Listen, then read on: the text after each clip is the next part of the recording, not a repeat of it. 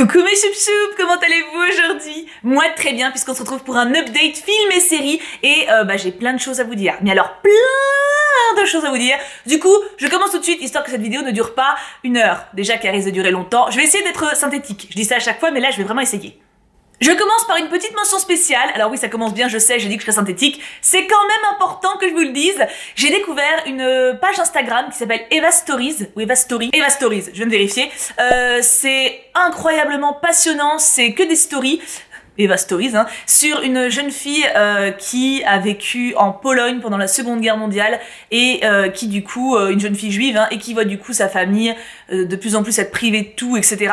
Et je crois qu'il y a une vingtaine de stories. C'est une reconstitution incroyable, je sais pas du tout comment ils ont fait ça, enfin genre il y a des acteurs, tu vois les nazis à un moment défiler dans la rue avec des tanks et tout, donc je sais pas du tout comment ils ont fait, mais c'est super bien fait, très immersif, et je trouve ça super cool. En fait, le fait de passer par les réseaux sociaux comme si c'était une jeune fille de nos jours, etc., c'est très percutant, et en même temps très touchant, et en même temps assez décalé, assez dérangeant.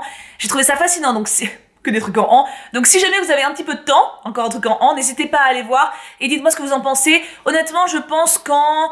allez, maximum 1 heure de mon temps, et encore, je pense que je vois vraiment large, parce que j'ai fait des pauses, parce que c'était un peu dur, je l'ai vu, et ça vaut vraiment le coup. C'est assez incroyable comme principe. Si vous en connaissez d'autres d'ailleurs de ce genre-là, n'hésitez pas à m'en parler, c'est la première fois que je vois quelque chose comme ça sur Instagram, et j'ai trouvé ça génial.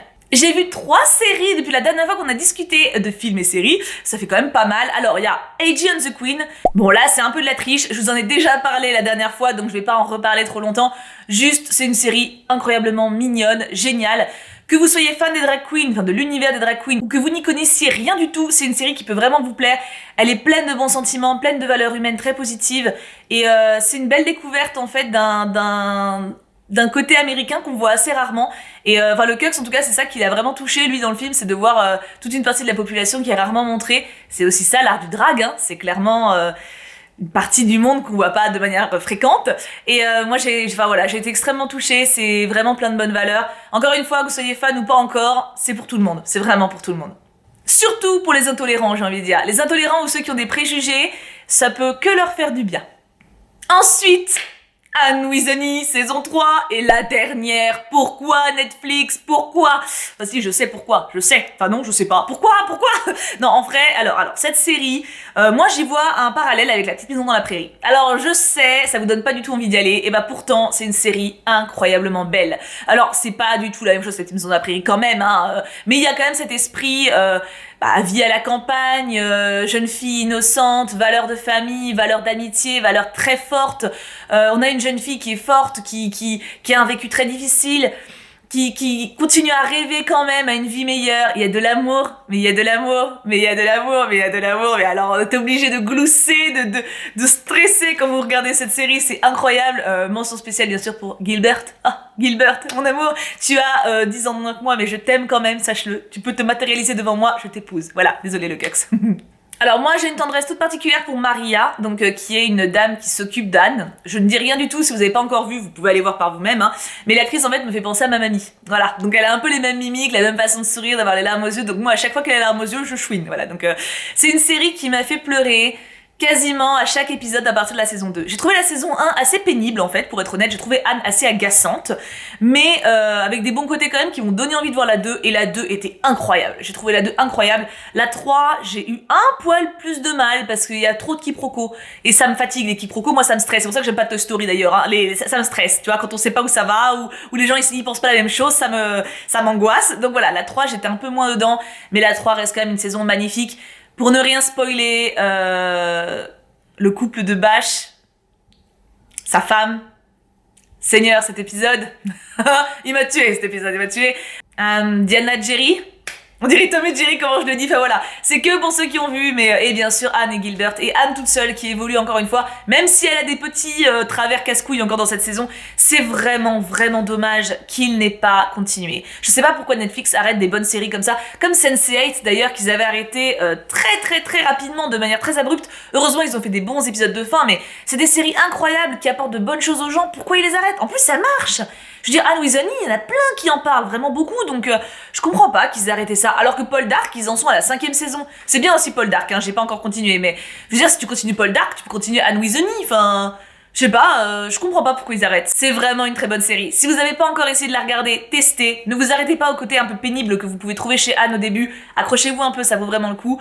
Et si vous avez aimé, essayez La Petite Maison dans la Prairie si vous ne l'avez pas encore regardée. Je sais que c'est une série où il y a beaucoup de clichés dessus, mais en vrai, ça sortirait maintenant, je pense que ça marcherait de ouf. Hein. Les premières saisons, hein, quand Laura devient adulte, c'est trop, je pense. Hein, mais enfin, jusqu'à ce que Laura se marie, on va dire, c'est une série qui est pleine de valeurs super importantes, encore très moderne, avec une approche très douce et pacificatrice de la religion, qui prône la tolérance envers les gens qui sont différents. Enfin, je sais pas, moi ça reste une de mes séries coup de cœur malgré mon âge, tu vois, et je trouve que Anne et La Petite Prairie, il y a un petit lien cosmique, tu vois. Je pense que Michael Landon, qui l'avait produit, aurait adoré Anne with an E. Et ça me fait de la peine que ça s'arrête là. Netflix, si vous pouvez changer d'avis, je vous en serai reconnaissante. Et je suis pas la seule. Non mais attends, faut pas déconner. C'est vraiment une série géniale.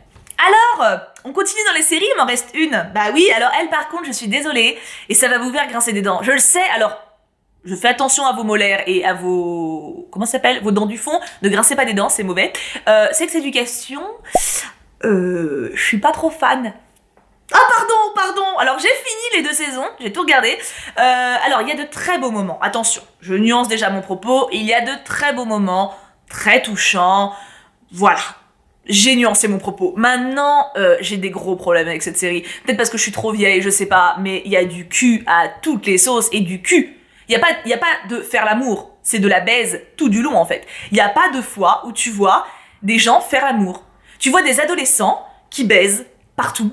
Mal en plus, et alors, ok, alors, j'entends le message de « Oui, mais ça apprend des choses à ceux qui regardent la série. » Ça, ok. Même si, bon, hein, genre l'épisode, excuse-moi, sur la chlamydia, excuse-moi, c'est une MST, ils ont tous un putain de téléphone, et ils sont tous persuadés que ça s'attrape en buvant dans le verre de l'autre. Ça, c'était totalement incohérent. Mais bref, ok, passons, d'accord. Je suis d'accord, ça peut t'apprendre des choses, notamment une ouverture par rapport à la sexualité. Ok, mais non. Non, parce que ça t'apprend quoi? Ça t'apprend que comment baiser, comment faire une sodomie, comment utiliser une poire à lavement. Ouais, c'est cool. C'est encore mieux d'apprendre que pour, faire l'amour, c'est bien d'être amoureux au début. Enfin, de temps en temps, tu peux baiser, hein. Y a pas de mal. Alors, je différencie baise et faire l'amour dans mon propos. Y a pas de mal à faire du sexe sans sentiment. Aucun souci. Mais ça aurait pu être pas mal de montrer au moins une personne dans le lycée entier qui est en couple ou qui n'est pas en couple mais qui couche avec quelqu'un parce qu'il l'aime. Voilà, non, parce que ça existe quand même.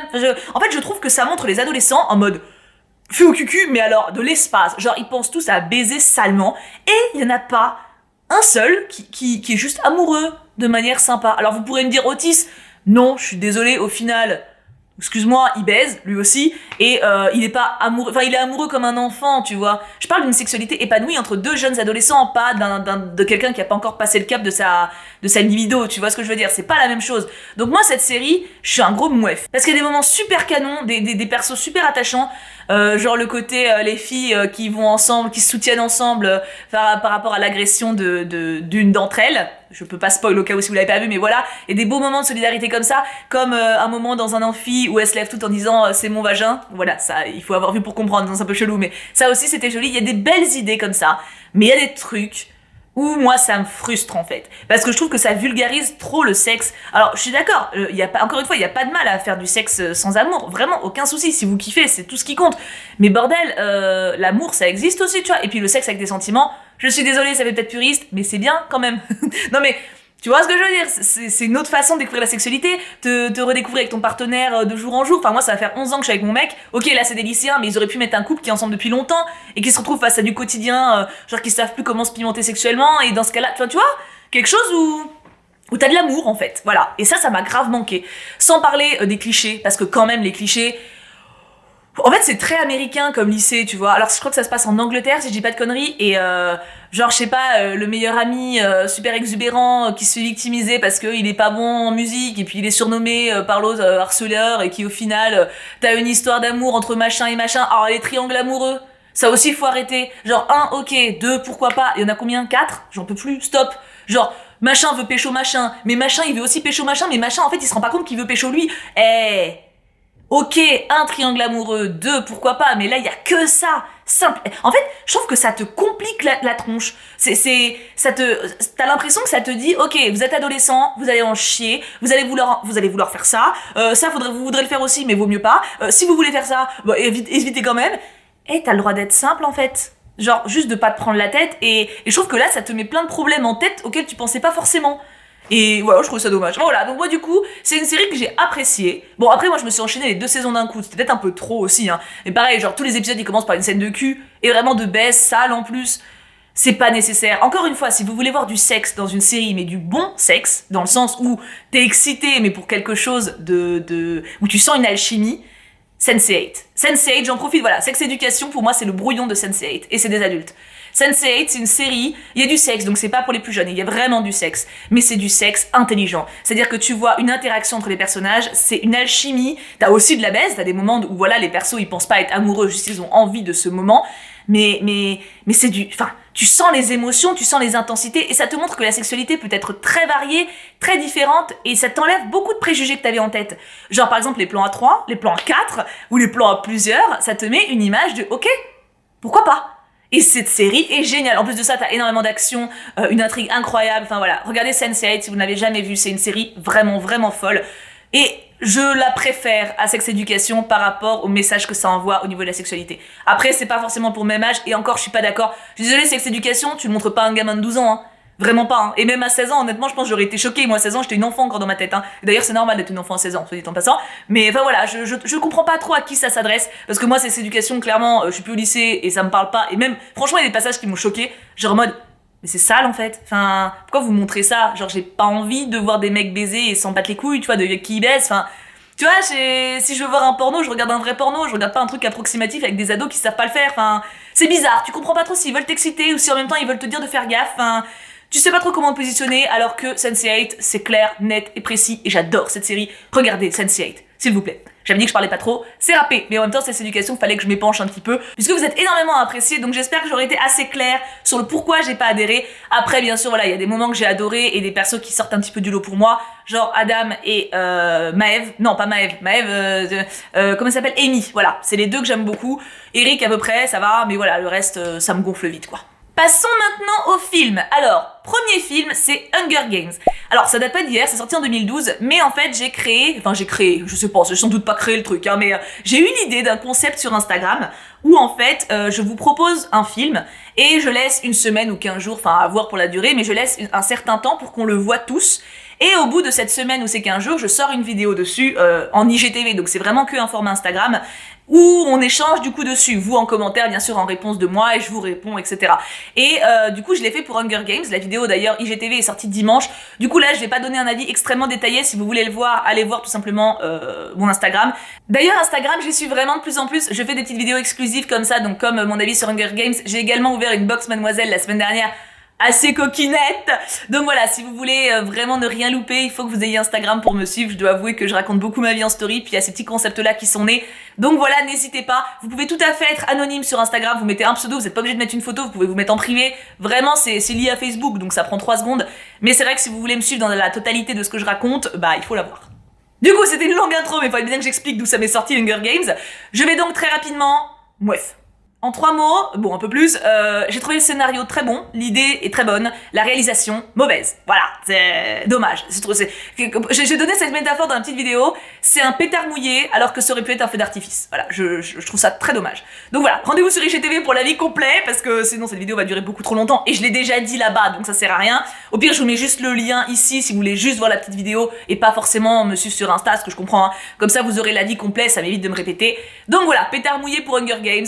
D'ailleurs, en ce moment, il y a un nouveau petit challenge film sur Insta, vous pouvez également le faire, mais effectivement, bah, pour voir mon avis, etc., rapide, ce sera sur Instagram. C'est Mariage Story, voilà, donc vous avez jusqu'à dimanche si vous voulez le voir en même temps que nous, enfin que moi et d'autres choup-choup qui sont intéressés par l'idée, et bah du coup, dimanche, sans doute une petite vidéo pour que je donne mon avis dessus. Je l'ai pas encore vu au moment où je tourne, mais je suis très intriguée parce que bah, déjà les acteurs qui sont dedans, hein, Adam Driver et Scarlett Johansson, et j'ai vu un extrait sur Twitter qui était juste bluffant de ouf, donc j'ai hâte. J'ai vu Bad Boys 3 avec Will Smith et Martin Lawrence. Du coup, à la fin du film, j'avais Bad Boys, nanana dans la tête pendant 2 jours. Voilà, donc ça c'est un risque.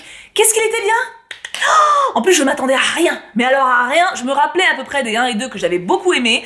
Bad Boys, c'est vraiment un genre de film d'action très cliché, très drôle, avec de l'humour, mais en même temps des bons sentiments et des bonnes valeurs. C'est tout à fait ce que j'attends d'un film d'action, en fait, moi, personnellement. C'est très bien dosé, tu vois, genre, mélange, genre, t'as un peu de blague, genre des petits clins d'œil, des petites vannes entre les deux mecs, après, t'as un moment d'émotion, après, t'as une action, genre une scène d'action super dense et tout, où t'es... Et après, t'as enfin, tu vois, c'est très cyclique, mais très agréable à voir. Oula, ma voix est partie en cacahuète. Mais c'est vraiment très agréable à voir, et je pense vraiment que le 3 est le meilleur. Ouais, non mais je dois avouer que j'y suis allée vraiment en m'attendant à rien. Genre, ouais, bon, au pire des cas, je vois Will Smith pendant 1 heure, ça va, tu vois, il y a pire. Mais en fait, il était très très bon. Mais très très bon. Si vous aimez Bad Boys, je pense vraiment qu'il y a peu de chances que vous vous foiriez avec Bad Boys 3.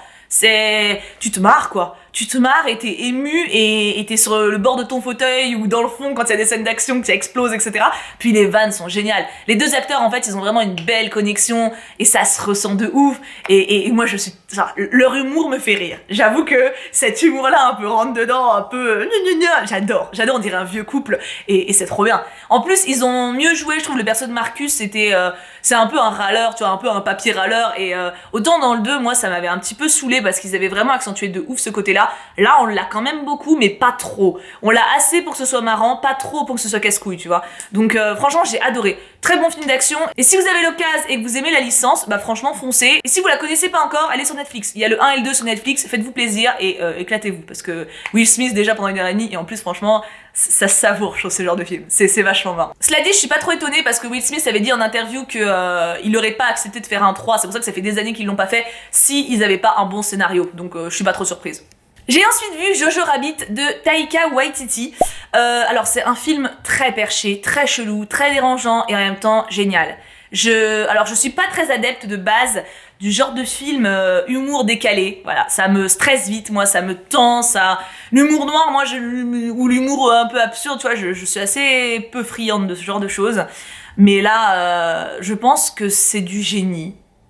Et en même temps, de l'amour. Et en même temps, de l'humour. C'est très bien dosé, je trouve. J'ai été totalement prise à contre-pied. C'est pas du tout ce que je regarde. Mais je suis très heureuse de l'avoir vu. Alors pour l'histoire, parce que là je vous balance ça comme ça, mais vous avez pas du coup de quoi ça cause. On suit Jojo, qui est donc un petit garçon qui va aux jeunesses hitlériennes pendant l'Allemagne nazie, voilà, dans les années 40, et qui est radical à fond. Et il a un ami imaginaire qui n'est autre qu'Hitler. Hitler qui est joué par le réalisateur, donc Taika Waititi. Donc c'est le réal et l'acteur d'un des persos principaux qu'on voit le plus quand même. Et ce petit garçon, en fait, du coup, bah, il se retrouve à évoluer donc dans une Allemagne nazie. Il va aux jeunesses hitlériennes. Il y a une ambiance extrêmement violente. C'est marrant parce que c'est très choquant et en même temps ils y ont mis de l'humour. Donc du coup, tu sais jamais où t'en es. Tu vois, t'es en mode... tu vois, et enfin, tu vois, donc c'est tout le temps... En fait, je suis sortie du ciné et sur Insta, à chaque fois, je le mets en story un peu ce que j'ai ressenti à chaud après un film. Et celui-là, j'étais en mode, je sais pas. Il y a 2 moments qui pour moi sont très choquants, 3 en fait. Surtout 2 qui m'ont vraiment... En fait, voilà, tu vois, je sais pas quoi en dire. Et je pense que c'est bien. En fait, à la limite, il faut rien que je dise et il faut que vous le voyez. C'est vraiment un film, je pense qu'il faut vivre par soi-même.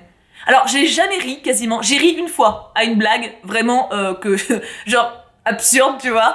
Mais sinon, j'ai juste eu des... Ah oui, tu sais, genre... je ris d'un côté, et l'autre, il est en mode, oh, qu'est-ce que je regarde, tu vois, t'as plein de moments super perturbants. Et tout au début, je me suis demandé si j'allais pas quitter la salle, parce que... Il y a un moment, pour ceux qui l'ont vu, où il est en camping et il y a un lapin. D'où son surnom, mais vous voyez, pour ceux qui ont vu ce moment-là, j'ai vu ça, je dis ok, qu'est-ce que je fais là? Qu'est-ce que je fais là? Qu'est-ce que je fais là? Est-ce que je me barre? Et en fait, je suis restée et je suis contente d'être restée. C'est un film perturbant, mais avec de très bonnes intentions derrière, je pense. Et je pense que c'est un film qui rappelle aussi qu'on banalise vite les choses et qu'on croit vite ce qu'on veut bien nous raconter. Et c'est un petit rappel également de l'histoire parce que bah, le temps passe et on a tendance... La Seconde Guerre mondiale est quand même pas mal ancrée chez nous, mais de manière générale, je pense que c'est jamais négatif d'avoir un rappel de ce genre de mentalité et de voir à quel point ça peut se passer vite. Faites attention à pas tomber dans la facilité, dans vos jugements, dans vos préjugés. Je pense que c'est un film intéressant pour ça et il y a des moments très très forts. Oh la vache, il y a des moments très très forts. Je sais plus si j'ai pleuré. Je n'arrive plus à me rappeler. Je sais que j'étais dans un état second tout le temps en fait. Je crois que j'étais un peu dans cet état genre... Même les moments durs, j'étais en mode... ok, genre tu les vois pas venir en fait. C'est un très bon film qui me laisse sans voix. Donc rien que pour ça, respect, parce que y a pas grand chose qui m'empêche de parler dans la vraie vie. Hein. J'ai ensuite vu Scandale de Jay Roche. Je ne sais pas prononcer ce nom de famille, pardonnez-moi monsieur. J'ai fait une vidéo suite à ce film, l'importance de savoir dire non. Je vous la mets ici si vous ne l'avez pas vue. C'est une vidéo que je pense importante aussi, comme dans le titre, parce que en fait ce film m'a fait penser à ça. C'est une histoire vraie basée sur un directeur de Fox News qui en gros harcelait sexuellement ses journalistes, ses secrétaires, enfin toutes les femmes en gros qui étaient dans son entourage, et qui s'arrangeait par pression pour avoir des contreparties sexuelles ou on va dire ouais sexuelles, si clairement sexuelles, en échange de promotions, de choses comme ça. C'est très récent cette histoire, hein. Ça date de 2016 je crois, enfin c'est vraiment très récent. Et alors le trio d'actrices s'en sort très bien. Les deux actrices principales, Nicole Kidman et Charlize Theron, incarnent des femmes qui ont vraiment existé, qui ont fait partie du procès et qui ont gueulé du coup, enfin qui ont porté plainte contre cet homme, qui ont permis de faire connaître cette histoire. Par contre, la troisième actrice, Margot Robbie, incarne un rôle fictif. Donc c'est important de le savoir quand même. Hein. Alors, ce que j'ai trouvé intéressant dans le film, c'est ce qu'il dénonce. Maintenant, alors, c'est assez bien fait dans le sens où, par exemple, les deux femmes qui sont citées, donc les deux femmes qui ont vraiment existé, qui existent vraiment, elles sont toujours vivantes, Dieu merci, sont pas des meufs très sympas de base, hein, c'est des meufs assez, Fox News, c'est un peu un journal, enfin, c'est un peu, voilà, c'est un peu, pas très tolérant, si tu veux, tu vois, genre tout ce qui est cool, tout ce qui est différent, niveau sexualité, couleur, machin, on les aime pas trop, donc voilà, elles ont déjà eu quelques sorties, pas spécialement glorieuses, tu vois. Mais justement, ce que j'aime bien, c'est que le film, Bon alors, il aurait pu montrer vraiment leur personnalité à fond. Il a choisi de pas le faire, mais j'aime bien parce que on n'a pas besoin de les connaître et de les apprécier pour savoir que ce qui se passe est pas normal. Et c'est un film qui rappelle d'être solidaire aussi. C'est un film qui rappelle d'ouvrir les yeux sur notre entourage et de pas laisser faire les injustices. Pour ça, je l'ai trouvé très bon. Après, j'ai un point qui, moi, m'a chafouiné un petit peu, je dois dire. C'est le plan où Margot Robbie, en fait, se fait donc harceler par son patron. Et en fait, c'est un truc tout bête, mais ça m'a marqué. Ils sont dans son bureau. Donc le gars est vieux, dans son fauteuil, limite il galère à marcher, il a une canne, machin, enfin voilà, il est au bout de sa vie, tu vois, vraiment, dans tous les sens du terme. Et donc il est assis dans son fauteuil et il dit à Margot Robbie, enfin dans le film elle s'appelle Kayla, donc il dit à Kayla, levez-vous et remontez votre jupe pour qu'on voit vos jambes, pour que je vois vos jambes, pour savoir si ça passe à la télé, tu vois, parce que nous c'est visuel la télé. Ok, tu vois, admettons, donc elle relève un peu sa jupe, puis encore. Et en fait, il dit encore jusqu'à ce qu'on voit sa culotte. Et en fait, le problème que j'ai trouvé avec cette scène, c'est que j'ai été excitée. Ah oui, c'est pas un tabou, je suis désolée, c'est vrai, mais en fait, t'avais l'impression de voir un début de film porno. C'est-à-dire que tu voyais du point de vue du regard de l'homme, sa robe se lever, elle qui baissait les yeux, qui était gênée, etc. Et t'avais l'impression que ça allait partir en scène de cul, mais genre film de cul, vraiment, tu vois.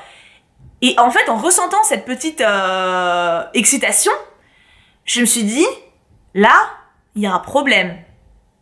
Il y a un problème au niveau de la réal. Et je pense pas être la seule, vraiment, je pense pas être super chelou ou quoi, genre d'excité par les connards, etc. Je pense que si la scène avait été filmée du point de vue de Margot Robbie, et donc en fait qu'on voyait de son regard, en fait le problème c'est que là, le réal, il a joué le jeu du pervers. C'est-à-dire qu'il a vu ses jambes augmenter, il a montré petit à petit la jupe qui se remontait, lentement, tu vois les yeux en gros plan, enfin, t'as vraiment les codes d'un porno. Et du coup, c'est pas le bon message. Ça aurait été beaucoup mieux d'être du point de vue de la meuf et genre de juste le voir, à la limite de montrer ses mains qui tremblent ou en fait de montrer l'impact psychologique parce que là, tu te rends pas compte. Tu t'en rends vraiment pas compte. Et en fait, cette scène-là, à ce moment-là, alors quand je dis qu'elle m'a excitée, ça va, hein, c'était pas non plus genre je suis au bout de ma vie, mais j'ai eu un petit, tu vois. Et à ce moment-là, je me suis dit, en fait, le problème du film, c'est ça peut-être. C'est ça qui empêche quelque chose de plus fort de se passer. C'est qu'on est beaucoup du point de vue des hommes.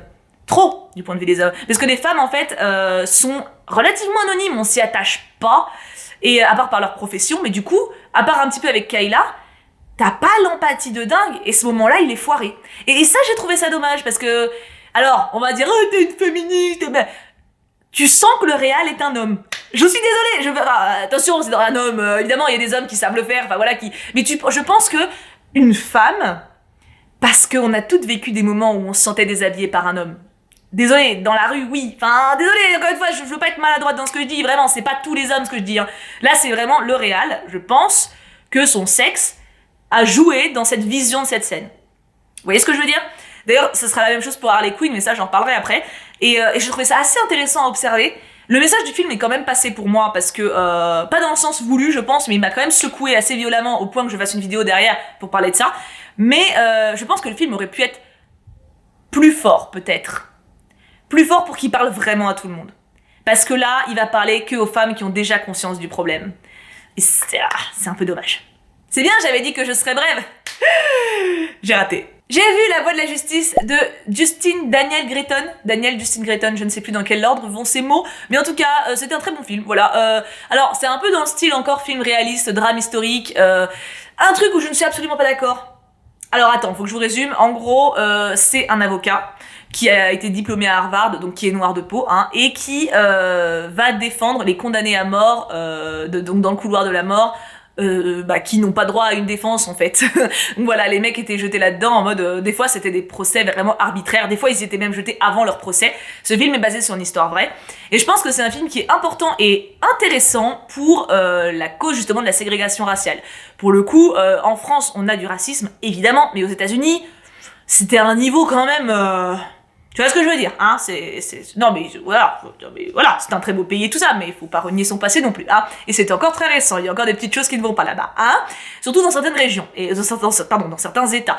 Et en l'occurrence, voir cet avocat, donc diplômé de Harvard, qui va là-bas pour défendre cette cause qui lui tient à cœur, c'est très touchant, et ça permet de voir une réalité qui devait, à mon avis, beaucoup gêner à l'époque. Michael Jordan fait un très bon avocat, Jamie Foxx fait un très bon condamné, il y a d'autres personnes autour qui sont très touchantes, très intéressantes. Maintenant, un truc qui, moi, m'a un peu refroidi, c'est leur communication. Ah, pas dans le film, mais en pub. Enfin, genre, sur l'affiche, vous devez la voir d'ailleurs, parce que j'ai dû mettre l'affiche ici, il y a marqué le successeur de la ligne verte. Et puis dans les bandes annonces, alors là, ils nous l'ont mis à toutes les sauces, hein. Alors non, pas du tout, mais pas du tout. La ligne verte, c'est fictif, c'est une histoire de Stephen King à la base, hein. T'as un mec qui a des pouvoirs magiques, hein. Il enlève une infection urinaire à un gars en l'aspirant, et après il refout des cancers dans les bouches des gens. Non, alors, la ligne verte, c'est un chef-d'œuvre. C'est un chef-d'œuvre absolu, si vous ne l'avez pas vu, il faut le voir. Mais ça n'a rien à voir, à part que ça se passe dans le couloir de la mort. C'est le seul point commun. Il y a un mec qui meurt sur la chaise électrique, ok, mais comme dans tous les films qui seraient faits sur la couleur de la mort. Enfin, je veux dire, c'est trop peu pour faire un lien. Et je trouve qu'en fait, ils ont essayé de se greffer sur ce modèle-là parce qu'ils se sont dit ça va ramener des gens. Parce que la ligne verte, c'est un chef-d'œuvre intersidéral. Mais en fait, du coup, non, t'es forcément en mode tu t'es foutu de ma gueule, Coco. Enfin, ça n'a rien à voir. C'est un témoignage historique important, mais ne le vends pas pour ce qu'il n'est pas. C'est pas le successeur de la ligne verte. Et il y aura pas de successeur de la ligne verte. Il faut pas qu'il y en ait. C'est une histoire. Là, c'est une autre histoire. Et basta quoi. Enfin voilà, j'ai trouvé ce côté je veux gratter sa renommée, regardez je suis pareil, un petit peu déplacé et franchement le film en avait pas besoin. Je pense que ça l'a plus desservi qu'autre chose. Je sais pas s'il a très bien marché, mais en tout cas moi dans mon ciné il est resté 2 semaines, donc je pense pas dans mon ciné, mais il était intéressant et encore une fois c'est un film qui permet de voir les choses sous un autre angle. Et j'aime bien ce genre de film. Et enfin je finis avec Birds of Prey de Cathy Yan. Donc... qu'est-ce que j'en ai pensé? Alors déjà, je dois dire que j'en attendais énormément parce que c'est un film basé sur Harley Quinn, que Harley Quinn c'est mon héroïne de comics favorite de tous les temps. Je parle des comics où elle est indépendante du Joker. Donc j'en attendais vraiment quelque chose de fort d'un point de vue femme libre. J'ai pas été déçue. Alors, j'ai pas été déçue par rapport au traitement de son personnage. Alors, elle est pas aussi libre et faux-folle que dans les comics. Forcément, elle vient de rompre avec le Joker. C'est pas un spoil, c'est dans la bande-annonce, pas de problème. Elle vient de rompre avec le Joker, elle commence à être indépendante et elle voit qu'elle est dans la merde toute seule, donc elle essaie de s'en sortir seule. Forcément, elle peut pas être aussi badass et indépendante que dans mes comics où elle est toute seule depuis un moment. Dans la logique du personnage, Margot Robbie est incroyable. Le traitement du perso est génial. C'est une femme décalée, forte, indépendante, marrante, avec son sens du bien et du mal qui est un petit peu chelou, pas encore totalement abouti puisque elle vient de découvrir sa liberté donc elle se connaît pas encore. Ses costumes sont géniaux. En fait Harley Quinn c'est une fan de mode, c'est une fan, voilà, elle a son style, elle a ses délires, elle a ses trucs et c'est totalement porté par le film. L'esthétique du film est folle, les lumières, les chansons, les musiques, l'esthétique du film est magnifique. D'ailleurs ça se voit. J'y reviens, je fais un petit parallèle, ça se voit que la réelle est une femme au niveau de l'esthétique d'Harley Quinn. Comparé Suicide Squad et Birds of Prey, ça n'a rien à voir. Suicide Squad, elle était en slip. Et même Margot Robbie a dit dans une interview que ça l'avait dérangée, qu'elle se sentait vraiment objectisée et qu'à chaque fois qu'on voit Harley Quinn, elle fait sa biatch. dans Suicide Squad. Et elle est stylée, hein, je dis pas. Mais ils l'ont fait jouer de cette manière-là. Là, elle est en short. Elle est habillée sexy, bien sûr. Bien sûr, Harley Quinn aime ce style-là. C'est le style du personnage. Mais elle est libre. Genre, c'est un short qui lui permet de se déplacer sans qu'on la voie à poil. C'est... Tu vois ce que je veux dire? Je sais pas si vous saisissez la nuance. Et là, je trouve qu'on voit que c'est une réelle femme qui l'a fait. C'est tout bête.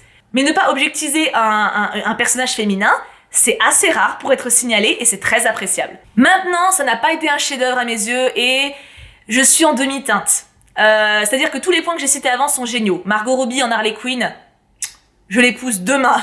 L'esthétique du film, incroyablement belle, mais vraiment, rien que pour ça, ça vaut le coup d'y aller. Le point faible de ouf, la narration. Pourquoi ? T'as une voix off d'Harley Quinn qui te raconte l'histoire et qui fait 50 flashbacks tout au long du film, à part peut-être la dernière partie.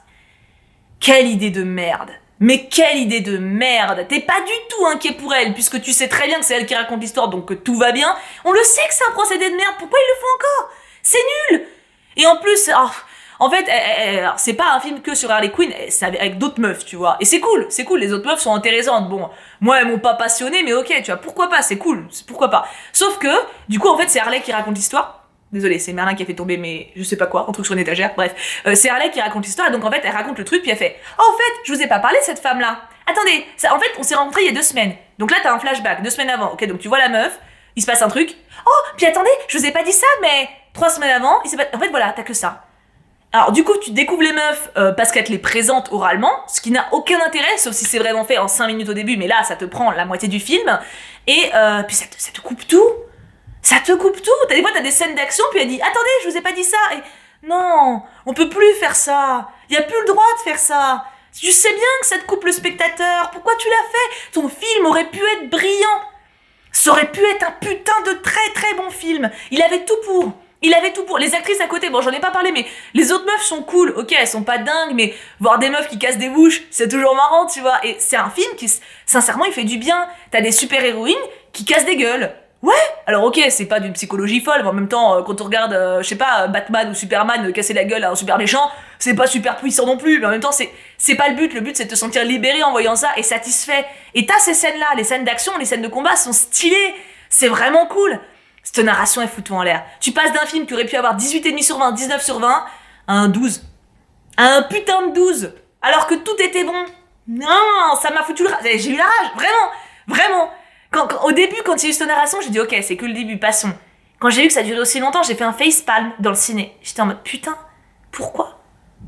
C'est trop dommage. Après, je pense qu'il est vraiment cool à voir parce que l'esthétique est vraiment dingue et le jeu de Margot Robbie est génial. En plus, c'est des petites références aux comics qui sont super cool, genre elle a une marmotte empaillée et c'est son confident dans les comics. Enfin voilà, t'as des petits clins d'œil qui sont super fun. Et non, vraiment, c'est dommage. Ça aurait pu être vraiment bon. Encore une fois, on a un pétard mouillé. Mais un pétard mouillé de meilleure qualité qu'Hunger Games, quand même, faut pas déconner. Hein. Mais un beau pétard mouillé, tu vois, vraiment beau, rose vif, avec des petites mèches et tout, mais ça foire quand même, quoi. Ça foire quand même. Ça me rend folle, mais ça foire. Donc voilà, c'est un film qui m'a plu pour certains côtés, pour la représentation d'Harley Quinn, pour le côté femme forte et libérée, même si là, c'est pas totalement le cas, puisque c'est post-rupture, mais s'ils font une suite, que j'espère, avec une meilleure narration, par pitié, on aura, je pense, une femme plus forte encore, et c'est ça que j'ai hâte de voir. J'espère que ça va marcher assez pour qu'on ait une suite, parce qu'honnêtement, c'est pas une bouse. C'est pas un chef-d'œuvre, mais c'est pas une bouse. On a eu pire, on a eu bien pire au ciné, surtout au niveau des comics, s'il te plaît. Ça va, hein, on a survécu à d'autres trucs. Si Batman et Robin, ils ont eu droit à une suite derrière, clairement, Birds of Prey, il en a une aussi. Hein, mais bon, voilà, c'est frustrant. C'est frustrant. Mais c'était quand même cool, mais c'est frustrant. Du coup, voilà, j'ai beaucoup parlé. Non, j'avais beaucoup de choses à dire. Faut dire ce qu'il y a. Il y avait quand même beaucoup de choses à communiquer. J'ai vraiment hâte d'avoir vos avis sur les films dont j'ai parlé déjà. Si vous les avez vus également, qu'est-ce que vous en avez pensé? N'hésitez pas si vous n'êtes pas d'accord, évidemment, tant que c'est dit dans le respect. Hein, parce que si vous me dites t'es une grosse connasse, ton avis c'est de la merde. Non, là c'est pas du respect, tu vois, mais échangeons, je ne demande que ça. J'adore les débats de tout ce qui est livre et ciné, c'est super intéressant je trouve. Donc j'ai vraiment hâte d'avoir vos avis sur tout. Et bien sûr, si vous avez découvert des films pendant tout ce laps de temps depuis le dernier update, n'hésitez pas à me les partager. J'en ai découvert pas mal grâce à vous, Hunger Games, bon ok c'était pas un chef d'œuvre, mais j'ai découvert grâce à vous parce que vous m'aviez déjà parlé. Donc n'hésitez pas à me recommander un petit peu ce que vous avez vu, ce qui vous a fait vibrer, ou ce qui vous a gonflé aussi, vous avez le droit. Je vous fais tout plein de gros bisous, on se retrouve très vite pour une prochaine vidéo. Et bien sûr en attendant, on n'oublie pas, Pouka pouka pouka.